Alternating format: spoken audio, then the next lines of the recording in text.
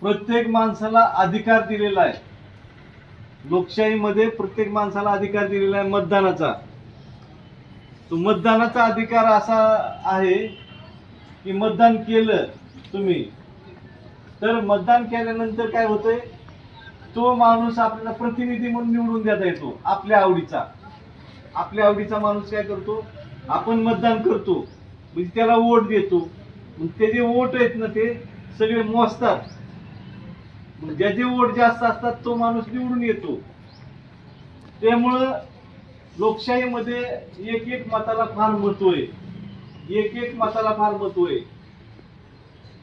तुम्ही काय करायचं, मतदानमध्ये लोकशाहीमध्ये मतदान हा फार महत्वाचा घटक आहे.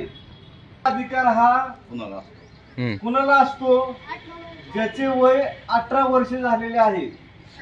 18 वर्षाच्या पुढील व्यक्तीला